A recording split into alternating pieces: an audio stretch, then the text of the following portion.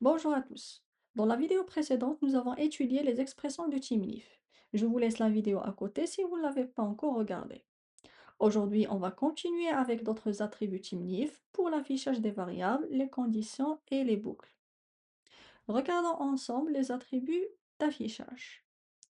La première syntaxe est probablement la plus utilisée, c'est pour l'affichage des variables avec l'attribut th de point texte. Donc th, comme ce que nous avons dit dans la vidéo précédente, c'est le préfixe qu'on va utiliser pour appeler ou bien pour utiliser les attributs de TeamLeaf.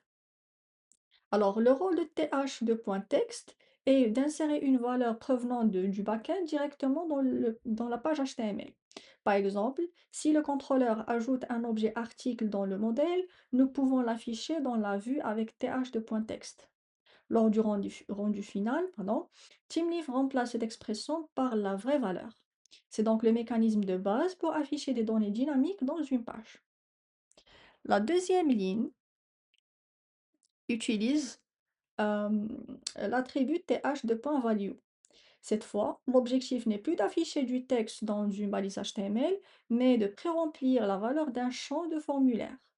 Ici, le champ input récupère automatiquement la valeur de l'attribut titre, donc qui fait partie de l'objet article, bien évidemment. Concrètement, si l'article possède déjà un titre enregistré en base de données, ce titre apparaîtra directement dans le champ texte. Cette approche est très utile dans les formulaires de modification, car l'utilisateur voit immédiatement les anciennes données et peut simplement les mettre à jour. La troisième syntaxe montre l'utilisation de th de point placeholder. Le placeholder correspond au texte indicatif affiché à l'intérieur d'un champ vide. Ici, la valeur provient d'un fichier de message grâce à l'expression dièse. Alors, qu'est-ce que cela signifie? Il signifie que le texte peut changer selon la langue de l'application. Par exemple, un utilisateur français pourrait voir entrer un titre, tandis qu'un utilisateur anglais verrait Enter a title. Cette fonctionnalité est très importante pour l'internationalisation des applications web. Passons maintenant à la dernière ligne qui présente deux attributs ici très utiles et très utilisés avec les images qui sont th2.source, src, et th2.alt, alt c'est l'alternative. L'attribut th2.source permet de générer dynamiquement le chemin d'une image dans l'application. Dans ce cas, TeamLeaf construit automatiquement l'URL vers le fichier photo.jpg situé dans le dossier image. Ensuite, nous avons th2.alt définit le texte alternatif de l'image.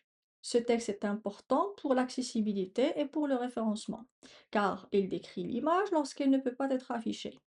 Dans cet exemple, le texte alternatif reprend automatiquement le titre de l'article. Maintenant que nous avons vu comment afficher des données dynamiques avec TeamLeaf, passons aux conditions. Grâce à elles, nous pouvons afficher ou masquer certains éléments HTML selon les données reçues depuis le backend. La première condition utilise th2.if. Son fonctionnement est très simple. Donc le contenu HTML sera affiché uniquement si la condition est vraie. Ici, on vérifie la valeur de l'attribut article.publi. Si cette propriété vaut true, alors le texte publié apparaît dans la page. Sinon, la balise entière est ignorée lors du rendu HTML. Cette syntaxe est très pratique pour afficher des éléments de manière conditionnelle. La deuxième syntaxe utilise th2.else qui fonctionne comme l'inverse, c'est-à-dire else. Il fonctionne comme l'inverse de if. C'est le cas de else en Java par exemple. Alors le contenu sera affiché seulement si la condition est fausse. Dans cet exemple, si article.publi vaut false, alors le texte bruyant sera affiché. Cela permet de gérer facilement les cas alternatifs sans devoir écrire de la logique d'une manière complexe. La troisième ligne, c'est une condition sur une liste vide.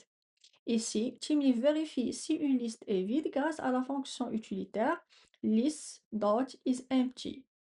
La condition teste la collection article. Si aucun article n'est présent dans la liste, alors le paragraphe aucun article pour le moment sera affiché à l'utilisateur. Ce type de vérification est très utile pour améliorer l'expérience utilisateur lorsqu'il n'y a pas encore de données à afficher.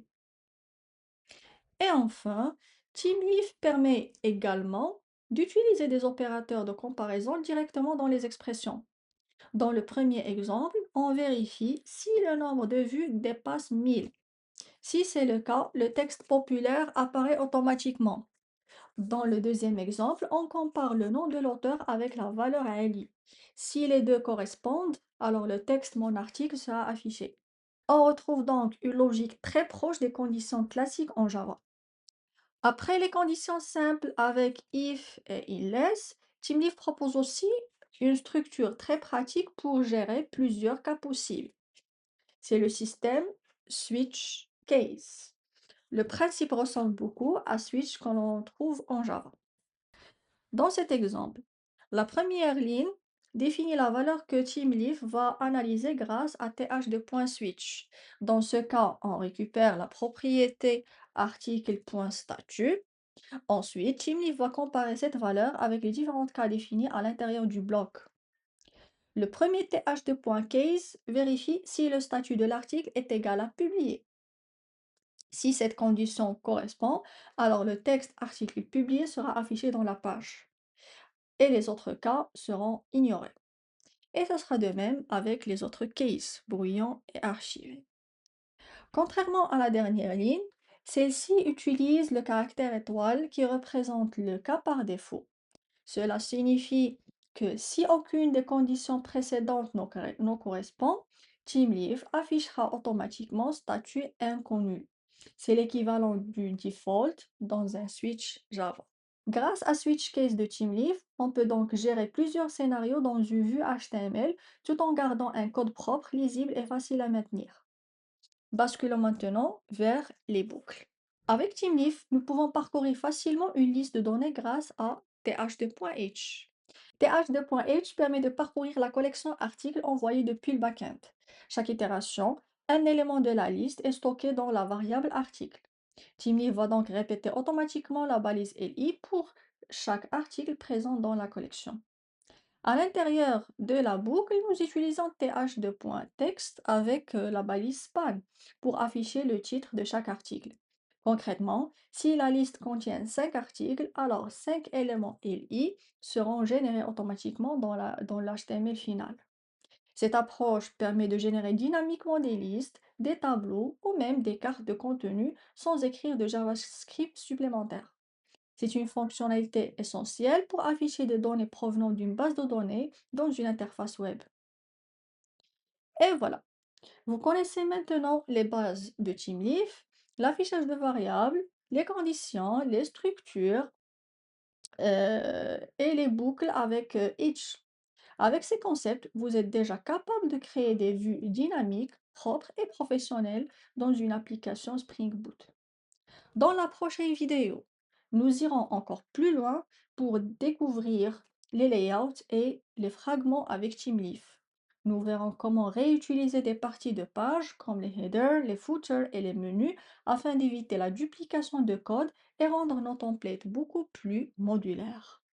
Si cette vidéo vous a aidé, n'hésitez pas de la liker ou bien de le partager avec vos camarades.